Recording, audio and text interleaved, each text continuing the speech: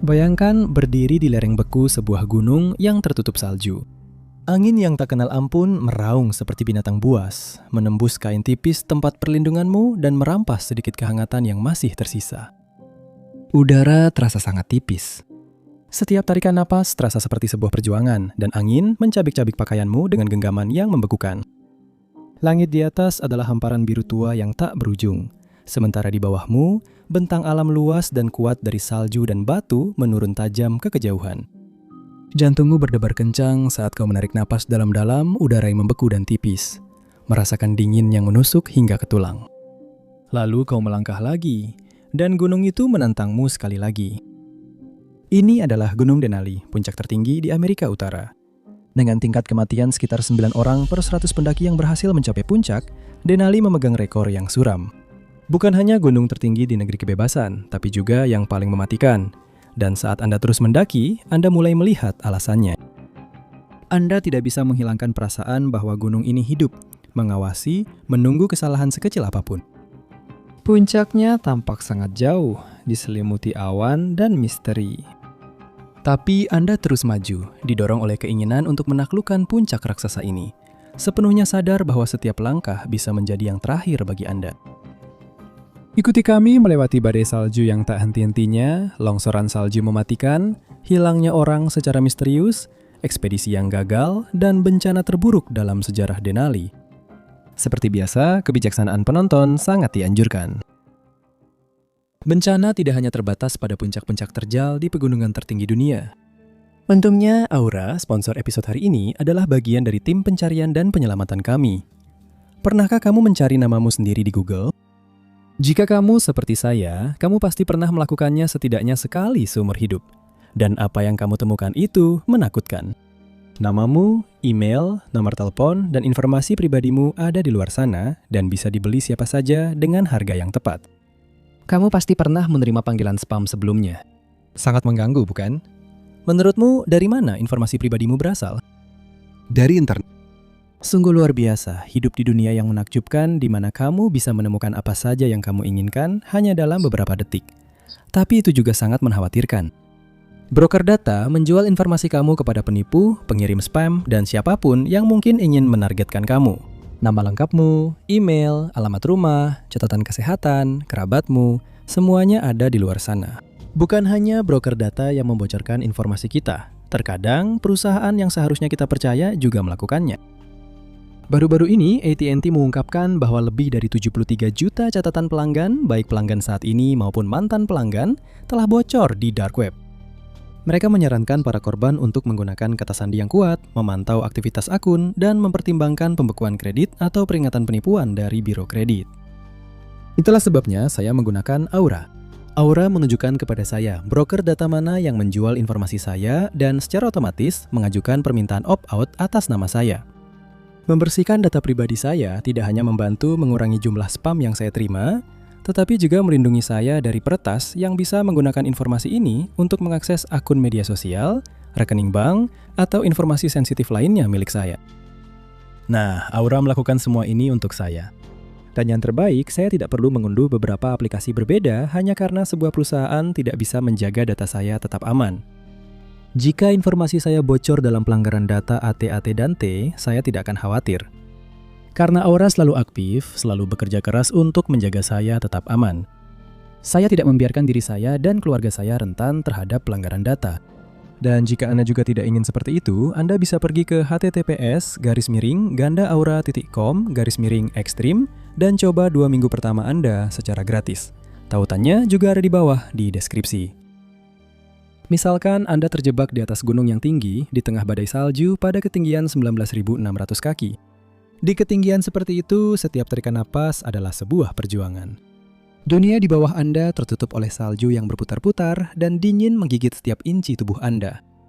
Tapi gunung itu tak punya belas kasihan, dan badai yang mengelilingi Anda tak menunjukkan tanda-tanda akan mereda. Dalam kondisi seperti ini, apa yang akan Anda lakukan? Inilah mimpi buruk yang dihadapi oleh Zulkifli bin Yusuf. Zulkifli adalah seorang pendaki berusia 49 tahun dari Malaysia, dan dia bukan orang asing dalam hal petualangan.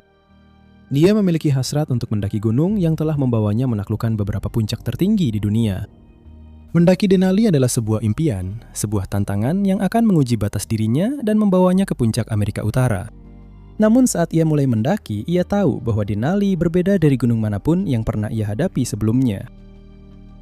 Dengan ketinggian 20.310 kaki, Denali terkenal dengan cuacanya yang brutal, dengan suhu yang bisa turun hingga minus 75 derajat Fahrenheit dan angin yang bisa melebihi 150 mil per jam. Posisi unik gunung ini yang dekat dengan lingkaran Arktik menyebabkan perbedaan cuaca yang drastis, menjadikannya salah satu pendakian paling dingin dan berbahaya di bumi.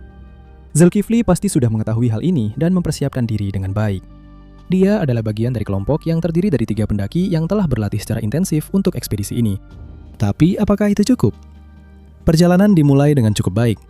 Pendakian dimulai dengan lancar, semuanya berjalan sesuai rencana. Tapi saat mereka mendaki lebih tinggi, cuaca mulai berubah. Badai Denali terkenal karena keganasannya yang tiba-tiba, dan yang satu ini tidak terkecuali. Apa yang awalnya hanya salju ringan, dengan cepat berubah menjadi badai salju hebat dengan angin yang cukup kencang untuk menjatuhkan seseorang. Jarak pandang turun hampir nol dan suhu anjlok jauh di bawah titik beku. Kelompok itu terpaksa membuat keputusan penting, apakah akan terus maju atau mencari tempat berlindung dan menunggu badai reda. Menyadari risiko melanjutkan perjalanan dalam kondisi seperti itu, mereka memilih keputusan yang lebih bijak, yaitu mencari tempat berlindung. Pada ketinggian 19.600 kaki, mereka menggali gua salju, berharap itu akan memberikan perlindungan yang cukup untuk bertahan dari badai. Gua salju adalah teknik bertahan hidup yang umum dalam pendakian gunung, memberikan perlindungan dari suhu beku di luar. Namun bahkan dalam kondisi terbaik, gua salju jauh dari kata nyaman. Dan dalam badai seperti ini, gua tersebut bisa dengan cepat berubah menjadi perangkap maut.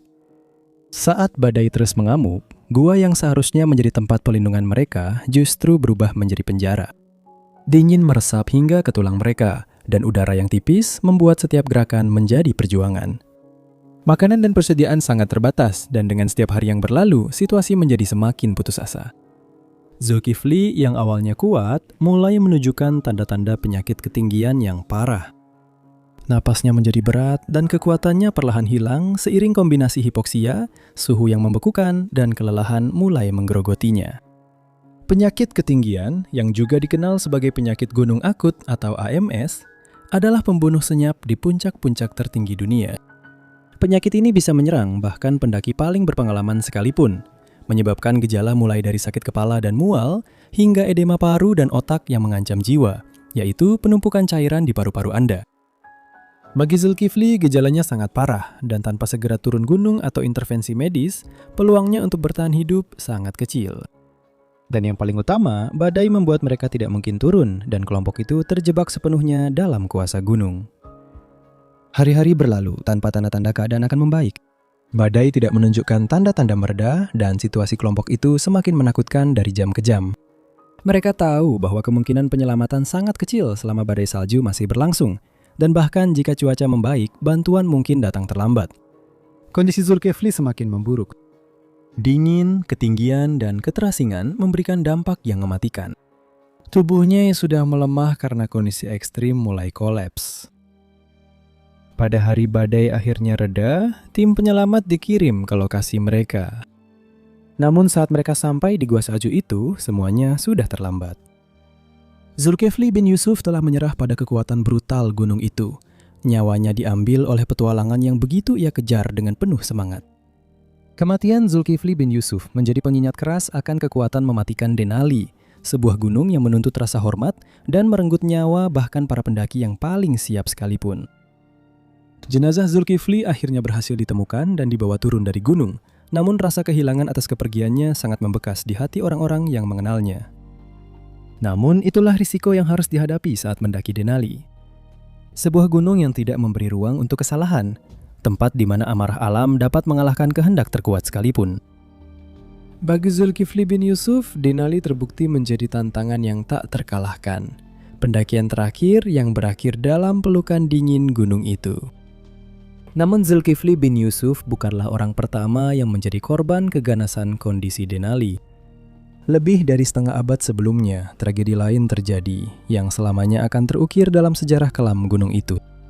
Saat situasi semakin memburuk, mari kita kembali ke tahun 1979.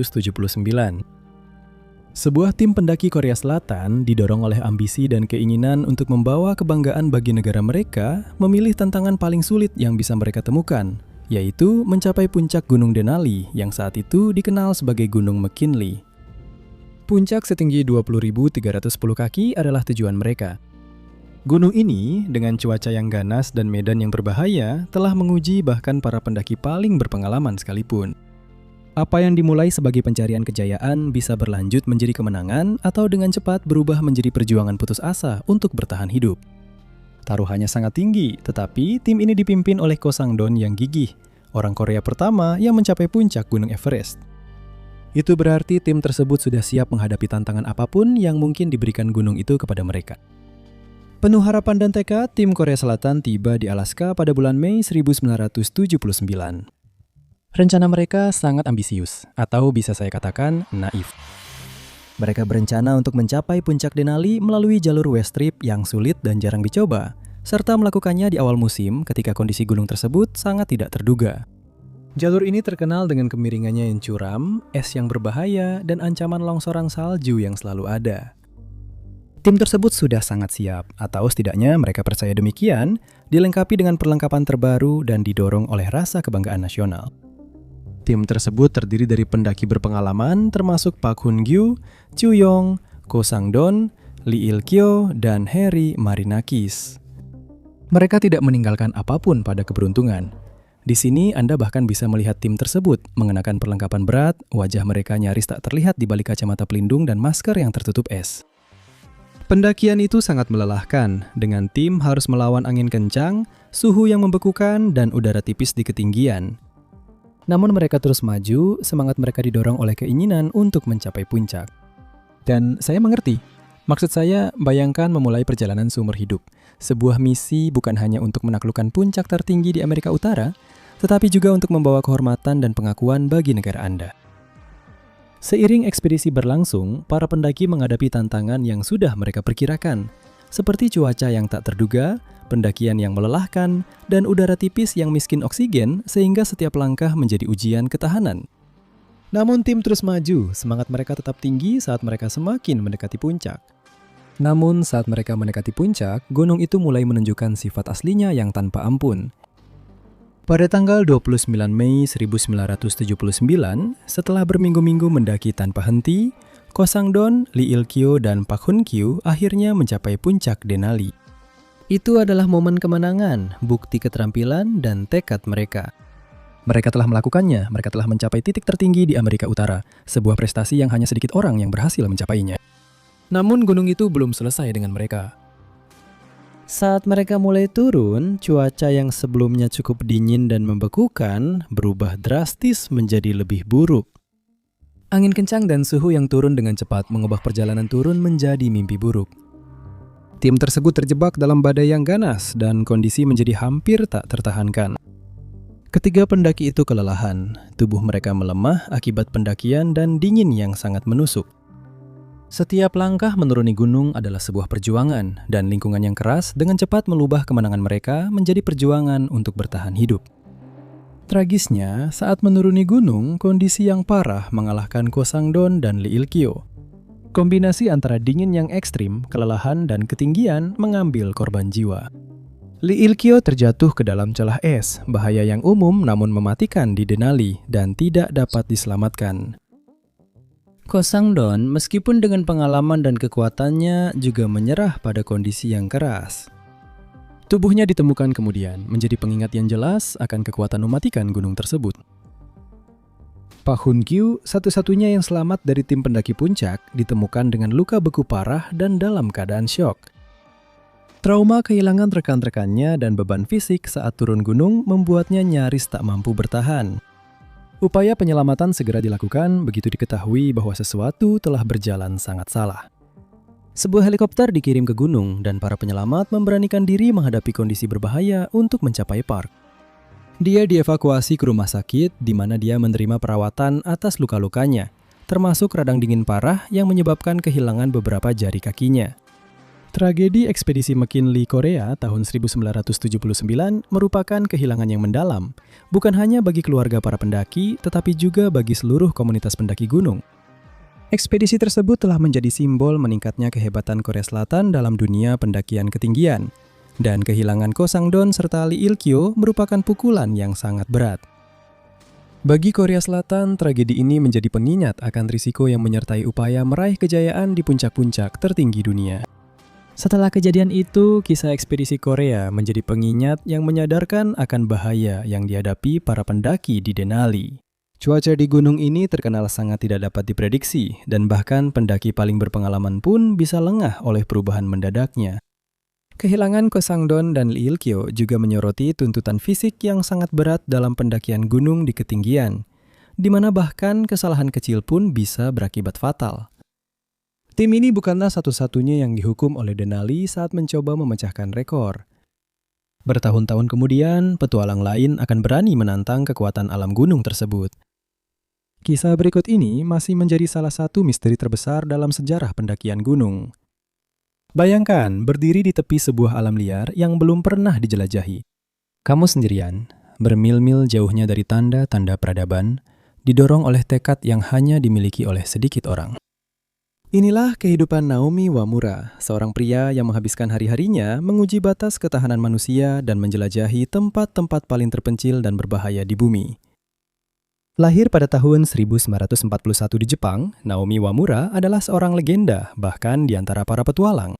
Perjalanannya ke dunia penjelajahan dimulai saat kuliah, di mana ia bergabung dengan klub alpine di Universitas Meiji. Meskipun kesulitan pada pendakian pertamanya, semangat kompetitif Naomi mendorongnya untuk berkembang dengan cepat. Dia berlatih habis-habisan, menghabiskan berbulan-bulan mengasah kemampuannya di pegunungan Jepang. Pengalaman awalnya menumbuhkan hasrat yang mendalam terhadap pendakian gunung, yang kemudian membawanya untuk menghadapi beberapa tantangan terbesar di dunia. Di usia pertengahan 20-an, Naomi sudah mencapai prestasi yang akan membuat siapapun petualang merasa iri.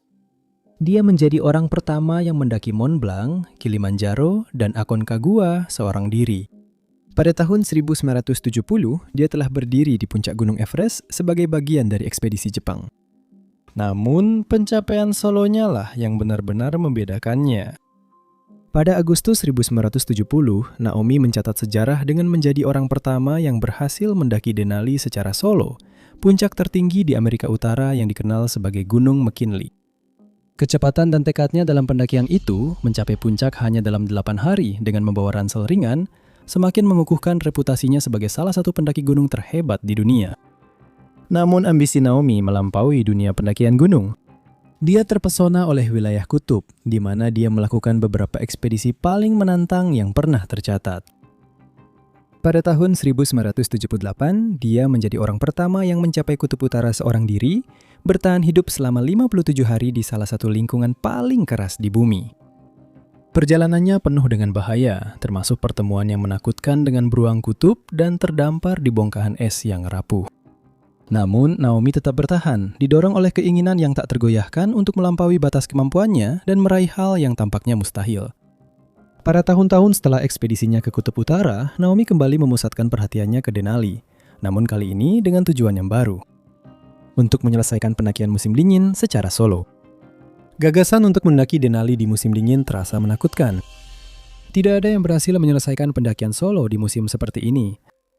Kondisi di Denali saat musim dingin sangat ekstrim, dengan suhu turun hingga minus 50 derajat Fahrenheit dan angin yang bisa mencapai kekuatan badai. Gletser di gunung tersebut dipenuhi dengan celah-celah yang tersembunyi di bawah lapisan salju, membuat perjalanan menjadi semakin berbahaya. Meskipun ada bahaya-bahaya ini, Naomi tetap tidak gentar. Dia merencanakan pendakiannya dengan sangat teliti, memilih strategi minim beban yang telah membantunya dengan baik di masa lalu. Dia hanya membawa barang-barang penting, tas seberat 40 pon, sebuah kereta luncur, dan alat penyelamat diri yang terbuat dari batang bambu yang diikatkan di bahunya. Batang-batang bambu ini dirancang untuk melintasi setiap celah es yang mungkin dia jatuh ke dalamnya, sehingga dia bisa menarik dirinya keluar. Naomi juga memilih untuk tidur di gua salju daripada membawa tenda, sehingga beban yang dibawanya semakin ringan. Strateginya memang berisiko, tapi Naomi yakin dengan kemampuan dan pengalamannya. Dia memulai pendakiannya pada awal Februari 1984 dan pada 12 Februari dia mencapai puncak Denali, menjadi orang pertama yang berhasil melakukan pendakian solo di musim dingin. Itu adalah pencapaian yang luar biasa, bukti dari keahlian dan tekad Naomi. Namun perayaan itu tidak berlangsung lama. Pada tanggal 13 Februari, Naomi mengirim pesan radio kepada para fotografer Jepang yang terbang di atas gunung, mengonfirmasi bahwa dia telah mencapai puncak dan sedang turun ke ketinggian 18.000 kaki. Itu adalah terakhir kalinya siapapun mendengar kabar darinya. Dalam beberapa hari berikutnya, kekhawatiran meningkat karena Naomi tidak juga muncul kembali di kamp dasar. Pesawat-pesawat dikerahkan untuk mencarinya, tetapi angin kencang dan jarak pandang yang buruk menghambat upaya pencarian. Pada tanggal 15 Februari, penampakan singkat yang diduga adalah Naomi dilaporkan pada ketinggian 16.600 kaki. Namun ketika cuaca cukup cerah untuk melakukan pencarian menyeluruh, tidak ada tanda-tanda dirinya. Salju telah menutupi semua jejak atau petunjuk, dan persediaan yang ditinggalkan oleh pendaki lain tetap tidak tersentuh. Tim penyelamat akhirnya dikerahkan, dan pada tanggal 26 Februari, mereka menemukan sebuah gua salju di ketinggian 14.000 kaki tempat Naomi menginap selama pendakiannya. Di dalamnya, mereka menemukan buku hariannya yang memberikan gambaran mengerikan tentang hari-hari terakhirnya. Naomi menggambarkan kondisi berat yang dia hadapi, termasuk suhu yang turun hingga minus 40 derajat Fahrenheit, terjatuh ke dalam celah es, dan perjuangan untuk mempertahankan kekuatannya. Meskipun menghadapi tantangan ini, catatan di buku hariannya tetap optimis, dipenuhi dengan lagu-lagu yang dia nyanyikan untuk menjaga semangatnya. Namun, salah satu catatan terakhir mengungkapkan dampak berat yang ditimbulkan oleh perjalanan tersebut. Aku berharap bisa tidur di dalam kantong tidur yang hangat. Apapun yang terjadi, aku akan mendaki Gunung McKinley. Tubuh Naomi tidak pernah ditemukan. Pihak berwenang meyakini bahwa dia mungkin terjatuh saat turun atau tidak mampu bertahan dalam kondisi ekstrim. Namun, ada banyak teori yang berkembang seputar kehilangannya. Beberapa orang menduga dia mungkin terjatuh ke dalam celah es, sementara yang lain percaya dia terkubur oleh longsoran salju. Yang pasti adalah Denali, dengan segala keindahan dan bahayanya, telah merenggut salah satu petualang terbesar di dunia. Seperti yang telah kita lihat melalui kisah-kisah tragis ini, Denali adalah gunung yang menuntut rasa hormat. Tapi apa yang membuat puncak ini begitu mematikan? Meskipun mungkin bukan yang tertinggi di dunia, Denali sering dianggap sebagai salah satu gunung paling berbahaya untuk didaki, dan itu memang ada alasannya. Kondisi cuaca ekstrim di gunung ini, longsoran salju yang tak terduga dan medan yang berbahaya, berpadu menciptakan lingkungan mematikan bagi para pendaki. Ancaman pertama yang dihadapi para pendaki di Denali adalah cuaca ekstrimnya. Terletak di pedalaman Alaska, Denali mengalami beberapa kondisi cuaca terberat yang bisa dibayangkan. Letak garis lintang gunung ini berperan besar dalam hal ini, membuatnya terpapar massa udara Arktik yang dingin yang bergerak turun dari utara. Bahkan selama musim pendakian yang berlangsung dari Mei hingga Juli, suhu bisa turun hingga minus 50 derajat, terutama di ketinggian yang lebih tinggi. Suhu seperti ini sangat mengancam jiwa karena dapat menyebabkan frostbite dalam hitungan menit dan membuat tugas-tugas sederhana menjadi sangat sulit. Para pendaki sering menghadapi angin yang bisa mencapai kekuatan badai, sehingga pendakian berubah menjadi pertarungan melawan alam. Cuaca di Denali terkenal sangat sulit diprediksi. Hari yang awalnya cerah bisa dengan cepat berubah menjadi badai mematikan, dengan jarak pandang turun menjadi 0, dan salju menumpuk dengan cepat.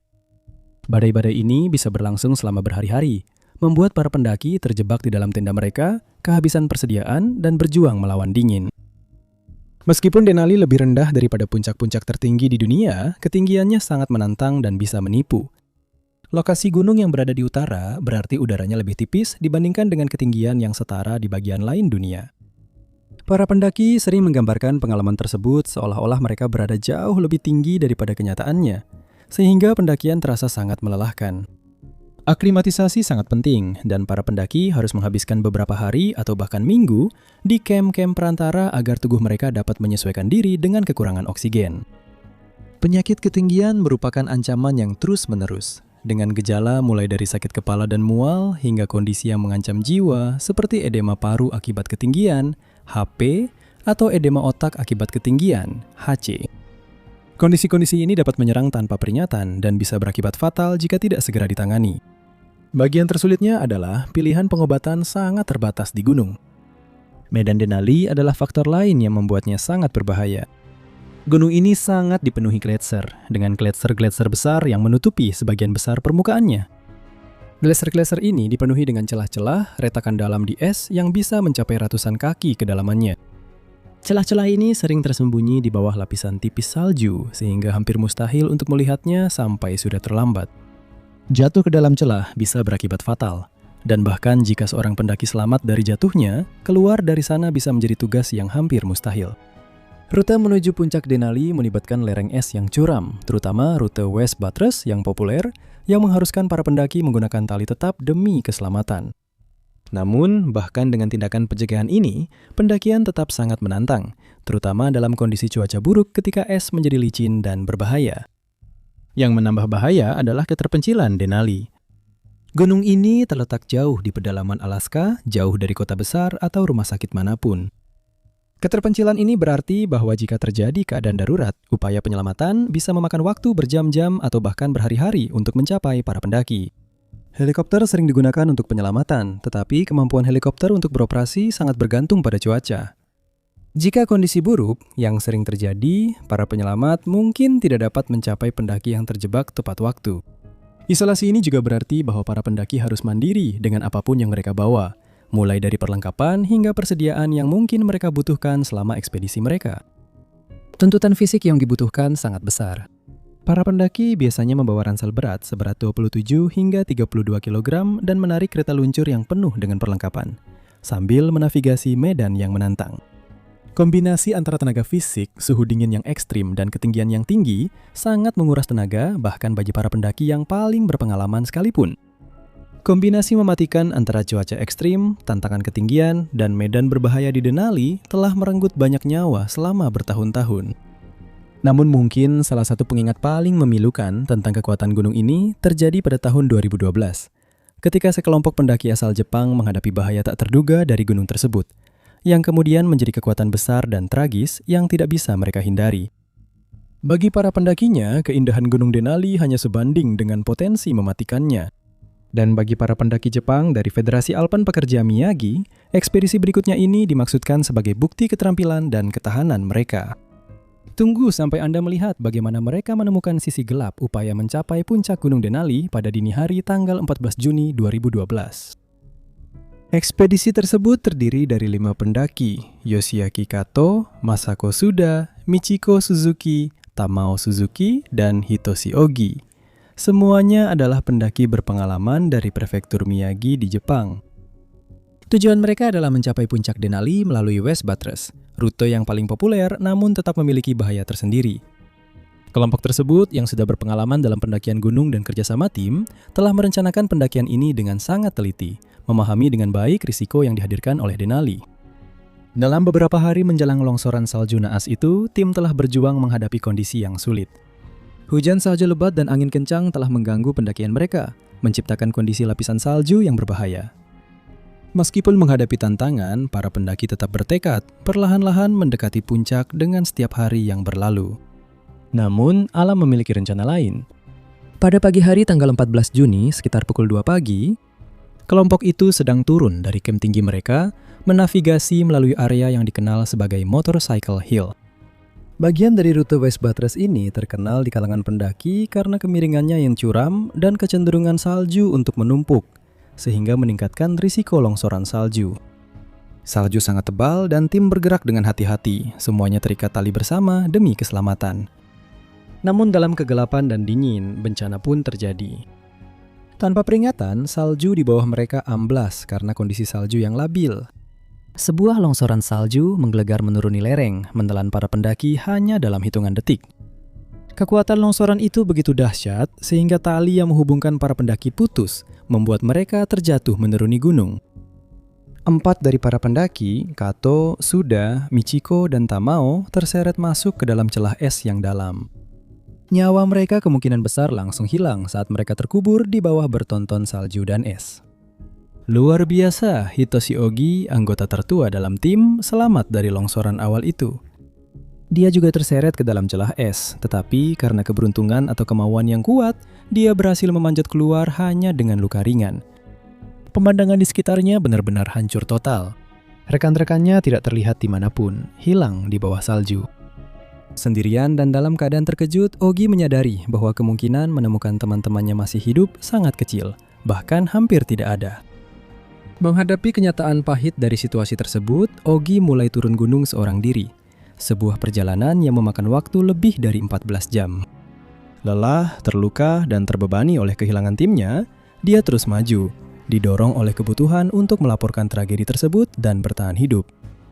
Akhirnya, pada malam tanggal 15 Juni, dia tiba di base camp Kahiltna di ketinggian 7.200 kaki, di mana dia melaporkan longsoran salju tersebut kepada National Park Service.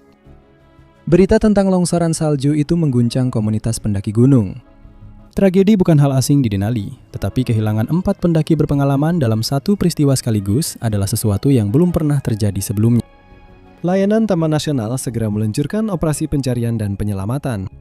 Penjaga taman melakukan pencarian udara di lokasi longsoran salju menggunakan helikopter, tetapi kondisinya sangat menantang, tanpa tanda-tanda para pendaki yang hilang atau perlengkapan mereka yang terlihat dari atas. Selama 2 hari berikutnya, upaya pencarian semakin intensif.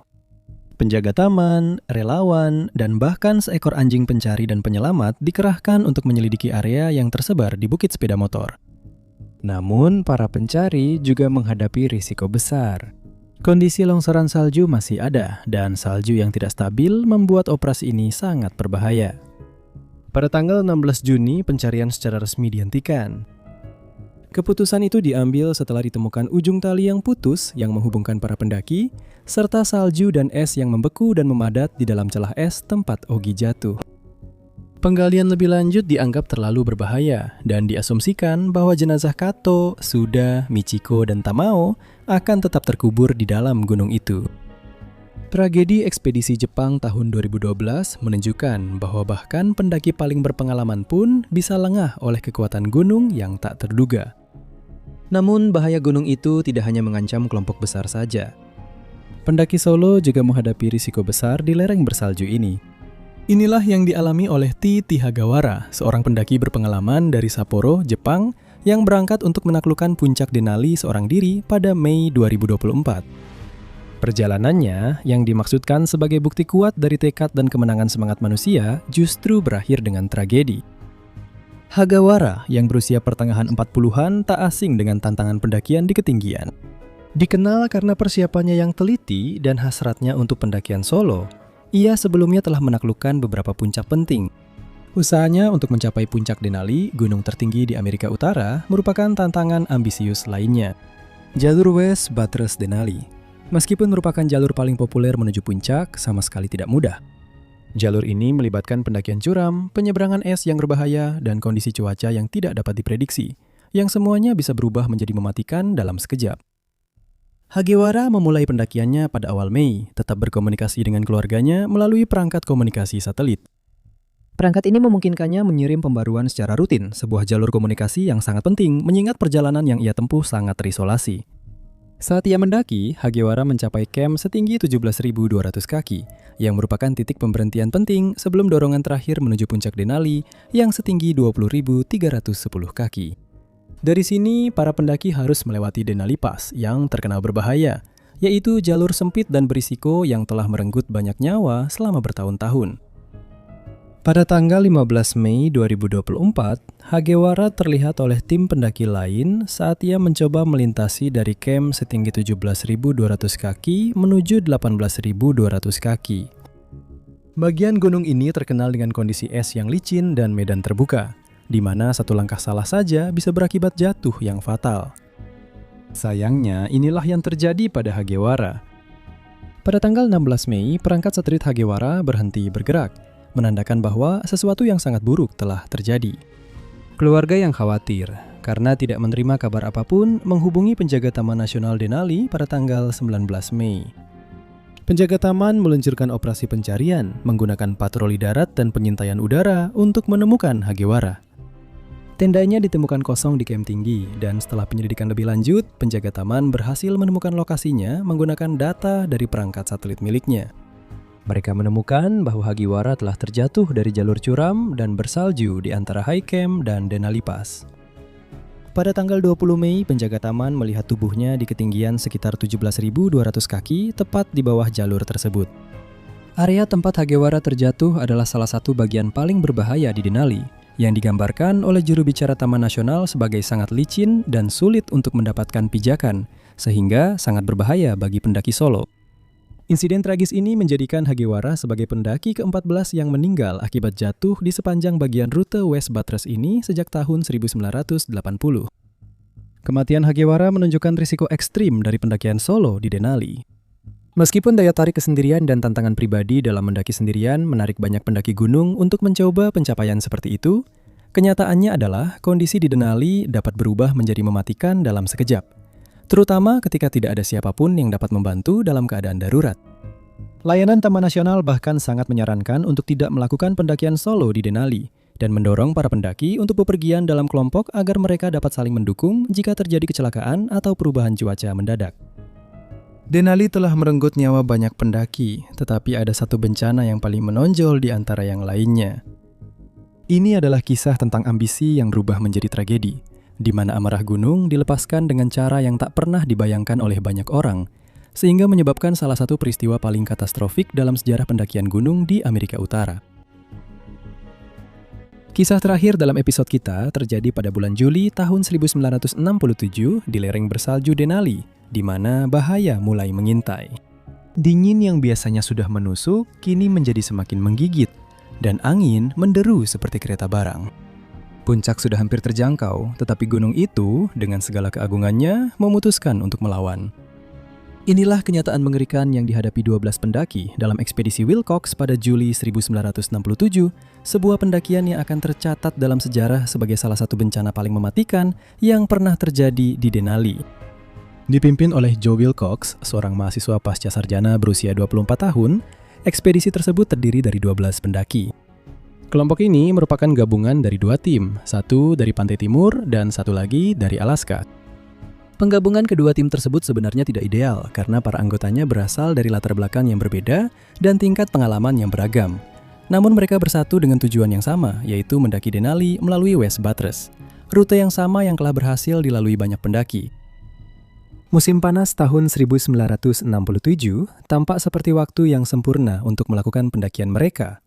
Namun, ekspedisi itu segera mendapati diri mereka berada di bawah belas kasihan senjata paling mematikan Denali, yaitu cuacanya. Sejak awal, tim menghadapi berbagai tantangan. Kondisi Denali yang terkenal sangat tidak terduga membuat setiap langkah menjadi berbahaya. Namun pada 15 Juli 1967, 4 pendaki dari kelompok tersebut sudah berhasil mencapai puncak, menikmati langit cerah yang langka dan kondisi yang relatif tenang. Bagi mereka, perjalanan itu adalah sebuah keberhasilan. Mereka berdiri di puncak Amerika Utara dengan penuh kemenangan, semangat mereka melambung saat memandang hamparan luas es dan salju. Namun, perayaan itu tidak berlangsung lama. Bagi 7 pendaki yang masih berada di bawah, gunung itu telah menyiapkan takdir yang berbeda. Saat anggota tim yang tersisa bersiap untuk melakukan pendakian terakhir menuju puncak, cuaca mulai memburuk. Badai tak terduga datang, dan pada tanggal 18 Juli, mereka terjebak dalam apa yang kemudian disebut sebagai badai terburuk yang pernah melanda Denali. Angin menerjang gunung dengan kecepatan yang mengerikan, dengan beberapa perkiraan menyebutkan hembusan angin mencapai hingga 300 mil per jam. Sementara salju yang sangat lebat membuat jarak pandang hampir nol.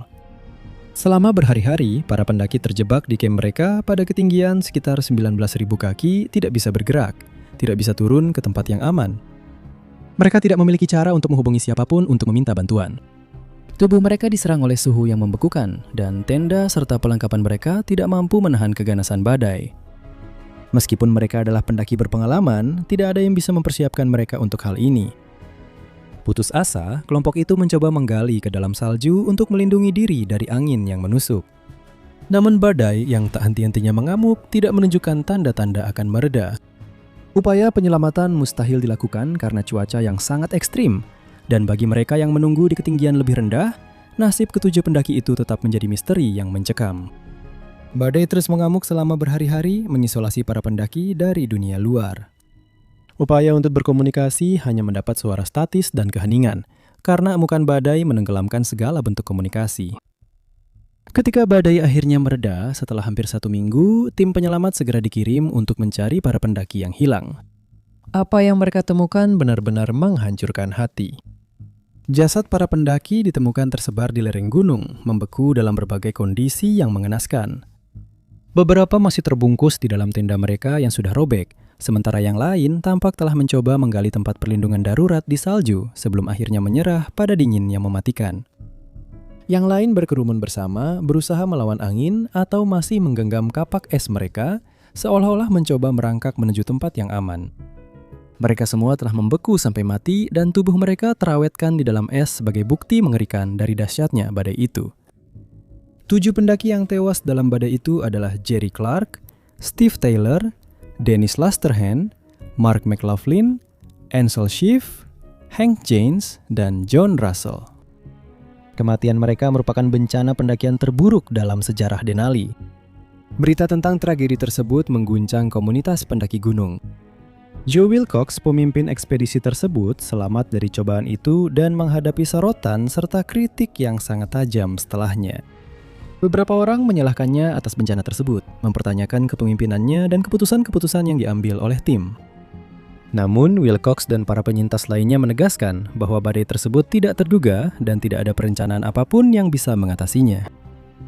Banyak ahli pendakian gunung kemudian setuju bahwa intensitas badai tersebut berada di luar apapun yang bisa diperkirakan atau bisa dilalui dengan selamat. Bahkan pendaki berpengalaman yang dilengkapi dengan perlengkapan dan teknologi yang lebih baik pun akan kesulitan bertahan dalam kondisi seperti itu. Bagi ketujuh pendaki itu, ini semata-mata karena mereka berada di tempat yang salah pada waktu yang salah. Ekspedisi Wilcox tahun 1967 tetap menjadi salah satu babak tergelap dalam sejarah Denali. Namun, kisah-kisah yang telah kami bagikan semuanya menyoroti garis tipis antara kemenangan dan tragedi, keberanian dan bencana di gunung mematikan ini. Dengan setiap langkah yang diambil di lereng berbahaya Denali, para pendaki harus menghadapi bahaya gunung ini. Jadi, dengan mengetahui risikonya, menurut Anda apa yang mendorong orang untuk terus kembali ke medan Denali yang penuh tantangan ini? Saya ingin mendengar pendapat Anda di kolom komentar di bawah. Terima kasih sudah menonton dan sampai jumpa di video berikutnya. Tetaplah berani dan hiduplah dengan keberanian.